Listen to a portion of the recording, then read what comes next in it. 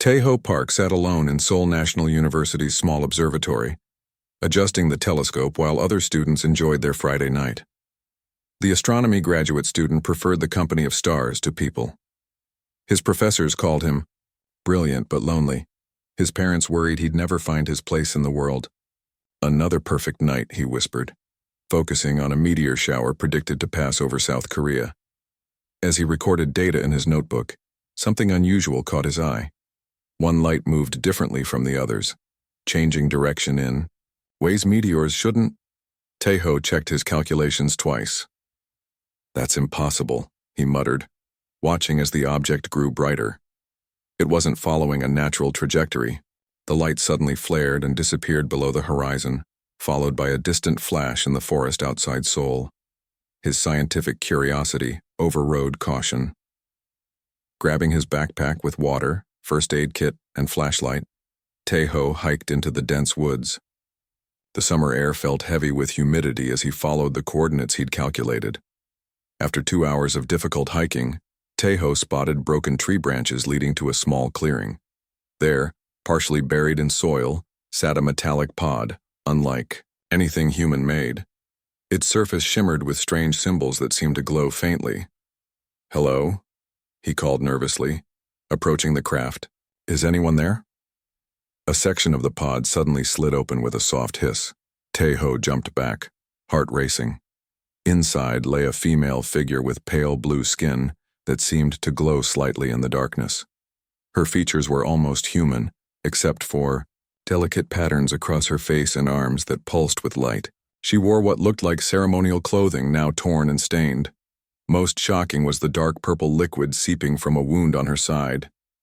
The being's eyes fluttered open. Large, silver irises focused on him. "Help," she whispered in perfect Korean, though her mouth movements didn't match the sound. "Please help me." Taeho hesitated only a moment before his humanity overcame his fear. "You're hurt," he said, kneeling beside the pod. "I have some medical supplies." As he reached for his first aid kit, the alien woman weakly grabbed his wrist. A small device on her neck pulsed. "My translator works," she said. "I am Nari, third princess of the Stellar Assembly. Hunters follow me. Not safe." Taeho cleaned and bandaged her wound as best he could with his limited supplies. "This isn't enough," he said. "You need proper medical care." Nari shook her head desperately. "No hospitals. They will find me. My ship's emergency beacon activated when I crashed. My people will come, but not soon enough." She winced in pain. "The hunters will arrive first." "Who's hunting you?" Taeho asked, helping her sit up. "The Void Coalition. They want war with my people. I discovered their plans." Her silver eyes met his. "If they find me, they will kill anyone who helps me." Taeho made a quick decision. "My apartment is small, but you can hide there until your people come." He helped Princess Nari from the pod, supporting her weight as she struggled to walk. She retrieved a small crystal device and pressed something on the crashed vessel. The pod hummed briefly before sinking deeper into the earth, covering itself with soil until no trace remained. "Self-burial protocol," she explained.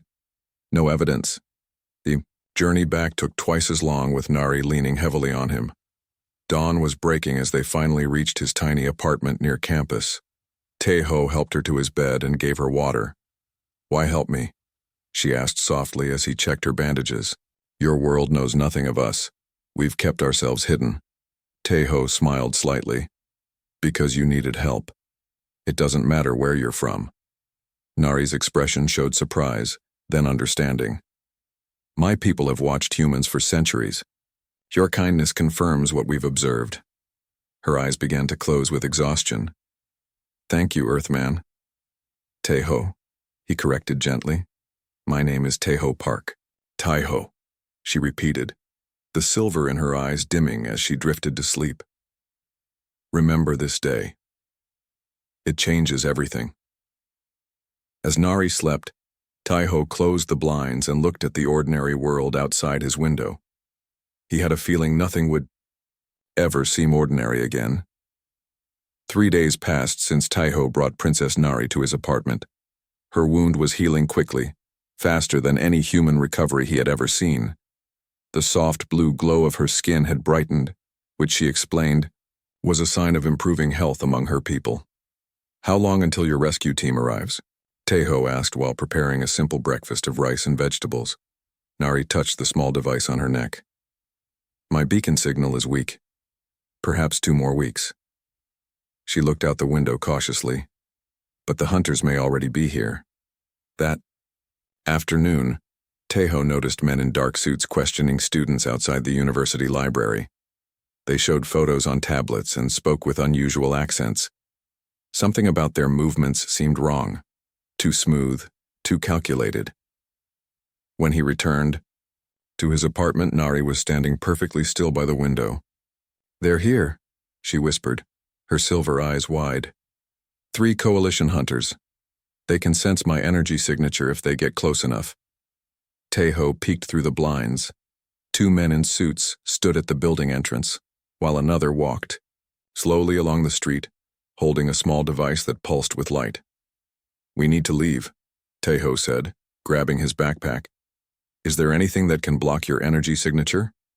Nari nodded. "Water. Large bodies of water interfere with their scanners." Teho quickly filled water bottles and gathered food, while Nari changed into clothes he had borrowed from a female neighbor. With her blue skin covered and a hat hiding her luminescent hair, she could pass for human from a distance. They slipped out through the back exit just as the hunters entered the building. Teho led her toward the university campus, where the underground maintenance tunnels could provide a path to the Han River. "How do they track you?" Teho asked as they hurried through back streets. "My people, the Luminari, emit unique energy patterns," she explained. "The hunters have technology that detects these patterns. They're not fully human anymore. The Coalition modifies their bodies for hunting." They reached the science building just as darkness fell. Using his student ID, Teho accessed the maintenance entrance. The tunnels were dimly lit and smelled of dampness. They followed the maze-like passages that Teho knew from his late-night explorations. "You know these tunnels well," Nari observed. Teho smiled slightly. "I spend too much time alone on campus. Exploring helps me think." A sound echoed behind them. Footsteps. The hunters had followed them into the tunnels. "Run," Teho whispered, taking Nari's hand. They sprinted through the dark passages, turning at intersections Teho remembered from his previous explorations. Behind them, the footsteps grew louder. A strange humming noise filled the air. "They've activated their enhanced senses," Nari said, her voice tight with fear. They reached a junction where the tunnel split 3 ways. Teho hesitated, trying to remember the correct path. Suddenly, the ceiling above them groaned. The old concrete was cracking, weakened by recent heavy rains. "This way." Teho pulled Nari toward the right passage just as chunks of concrete began falling. A large piece broke free directly above him. Nari's eyes flashed silver. She raised her hand, and the falling concrete slowed in midair, hanging suspended for a moment before dropping harmlessly behind them. The cave-in blocked the passage between them and their pursuers. Teho stared at her in shock. "How did you—" "A small manipulation of energy," she said, suddenly looking weak. "My people can control kinetic forces, but it drains us greatly." "You saved my life," Teho said, supporting her as they continued through the tunnel. Nari's eyes met his. "Among my people, saving a life creates a bond. We are now connected, Teho Park." They emerged from the tunnels near the river as sirens sounded behind them. The cave-in had triggered university alarms. In the confusion, they slipped away toward the water. "We need somewhere safe," Teho said, helping the weakened princess along the riverbank. Nari touched his arm. "I feel our connection growing stronger. It shouldn't happen this quickly with a non-Luminari." "What does that mean?" Teho asked. Before she could answer, lights appeared in the sky above them, not the hunters but new arrivals. A small craft hovered silently over the river, its surface reflecting the water below, making it nearly invisible. "My people," Nari whispered, relief in her voice. They found us sooner than expected. She looked at Tejo with wonder. Because of you. Our connection must have amplified my beacon. The craft descended toward them, silent as a falling leaf. The sleek craft hovered silently above the river, casting ripples across the water's surface. A beam of soft light extended downward, enveloping both Tejo and Princess Nari. Tejo felt a strange weightlessness as they floated upward into the vessel. Inside, 3 figures waited. Unlike Nari, their skin was deeper blue, with more pronounced luminescent markings. All wore fitted uniforms bearing symbols similar to those on Nari's damaged clothing. The tallest stepped forward, pressing a fist to his chest in what appeared to be a formal salute. "Princess, we feared the worst," he said, the translation coming through clearly to Tejo's ears. The guard's silver eyes shifted to Tejo with obvious suspicion. "Who is this human?" "Captain Han," Nari replied with quiet authority. "This is Tejo Park. He saved my life and has protected me from coalition hunters." Captain Han studied Tejo carefully. A human helping without understanding the consequences? Unusual. Tejo stood straight despite his fear. Princess Nari needed help. That's all that mattered. The captain's expression softened slightly. "Your species continues to surprise us." He turned to a female officer. "Officer G, scan him." Officer G approached with a crystal device similar to the one Nari carried. She passed it over Tejo, and it emitted a soft chime. Her eyes widened. "Captain, the human shows signs of an energy bond. Level 3 already." The third luminary, an older female with intricate markings, stepped forward. "Impossible. No off-worlder has ever formed a bond beyond level 1. Nari touched her side where her wound had nearly healed. "It's true, Elder Su. I felt it forming when he saved me from the crash. It strengthened when he risked his life to hide me." Elder Su examined Tejo more carefully. "Human, did the princess explain what this means?" "She mentioned a connection forms when someone saves a luminary life," Tejo replied, feeling increasingly uncomfortable under their scrutiny. "It is far more than a simple connection," Elder Su explained. "The life bond is sacred among our people. It creates a family tie that transcends biology." Captain Han interrupted. "We should continue this discussion aboard the main vessel. Coalition. Hunters will trace our landing soon." The small craft ascended rapidly into the night sky. Through a clear section of the floor, Tejo watched Sol's lights grow smaller until they joined the stars. Minutes later, they docked with a much larger ship hiding in Earth's orbit.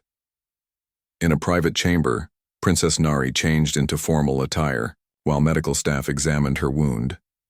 Tejo sat awkwardly in a room unlike anything he'd ever seen, walls shimmering with living light. Elder Su entered, carrying a drink for him. "This will help with the transition sickness humans experience in space." "Thank you," Tejo said, sipping the sweet liquid. "Can you explain more about this bond?" Elder Su sat across from him. "The Luminari evolved as a highly connected species. Our survival depended on forming deep bonds with those who protected us. When someone saves a luminary life, an energy exchange begins. Normally with non-luminary, this creates only a mild connection. Level 1. You and the princess have reached level 3. What does that mean? It means you are now family in our culture. Not by marriage or romantic connection, but something equally meaningful. Chosen family." Elder Su's eyes studied him. "Your neural patterns must be unusually compatible with our energy. This is why your bond formed so quickly." Captain Han entered with Princess Nari following. She wore formal robes that enhanced her natural luminescence. "The council will arrive soon," Han announced. "They will want to understand how a human achieved such a bond." Nari approached Tejo. "There's more you should know. Earth has been protected by the Stellar Assembly for centuries. Your species has remarkable potential, but needs time to develop, without outside interference." "Protected from what?" Tejo asked. "From the greater galaxy," Captain Han replied. "Not all species are peaceful. The Coalition seeks to exploit developing worlds." Nari took Teho's hands. Your actions have changed. Everything. The Council will offer you a choice. Return to Earth with no memory of these events or join my family court as official Earthkin. I would forget everything? Teho asked, the thought unexpectedly painful. It is our protocol for protecting Earth, Elder Su said gently. But the bond you share with Princess Nari offers another path, one no human has been offered before. Teho made his decision without hesitation. I want to remember everything. I'll join your court. The Luminary Council members arrived the next day. 7 elders whose skin glowed with intricate patterns that shifted as they moved. They examined Teho with curious silver eyes, asking him questions about Earth and his life as a student. The bond is genuine, announced the head counselor, an ancient luminary named Elder Kang. First human Earthkin in our recorded history, a significant moment. Within hours, Teho found himself aboard a larger vessel traveling faster than light. Princess Nari explained they used fold space technology to cross vast distances quickly. Through viewing windows, Teho watched stars stretch into brilliant lines of light. Where are we going? He asked, still struggling to believe he had left Earth behind. Lumina Prime, our home world, Nari replied. The heart of the stellar assembly. Captain, Han approached with a serious expression. Princess, urgent message from Central Command. The Coalition has issued demands. They claim you stole strategic information during your escape. Nari's face darkened. I discovered their invasion plans for the outer systems. They fear I'll expose them. There's more, Han continued. They threaten to reveal Earth's location to mercenary groups if you don't surrender within 7 rotations. Teho felt cold fear. They would attack Earth? Not directly, Nari explained. But there are those who would harvest resources or conduct experiments on developing worlds. Earth has been hidden from them by our protection. 3 days later, they arrived at Lumina Prime. The planet glowed like a blue jewel against the darkness of space. Its 3 moons formed a perfect triangle above the capital city, a sprawling metropolis of crystal towers and flowing architecture. In the royal palace, Teho received clothing appropriate for his new status as Earthkin. The material adjusted to his body temperature and moved like water against his skin. Palace staff taught him basic customs and proper greetings for the diplomatic meeting. The Coalition representatives arrive tomorrow, Nari explained during dinner. They will demand I return to face charges of theft. Can't you just show the Council what you discovered? Teho asked. The information is locked in an encryption only I can access. Coalition technology creates mental safeguards when viewing sensitive materials. Her expression grew troubled. But the process of revealing it could damage my mind. That night, unable to sleep, Teho wandered to the palace library. The vast collection contained physical books alongside crystal data storage. As he browsed titles in a script he couldn't read, Elder Su found him. Curious even at this hour, she observed. A good quality. I want to understand more about the Coalition and your technology, Teho explained. Elder Su activated a display showing ancient devices. These are relics from our earliest days, technology that responded to our energy patterns. Over time, we developed interfaces for other species to use. Teho studied the images. They look similar to equipment in our physics lab, but more advanced. Your species thinks differently, Elder Su said. Humans see patterns where we see only chaos. An idea formed in Teho's mind. The Coalition encryption, it's designed for luminary minds. What if a human tried to access it? The next morning, during the tense diplomatic meeting, Coalition representatives demanded Nari's extradition. Their leader, Ambassador Do, spoke with calculated precision.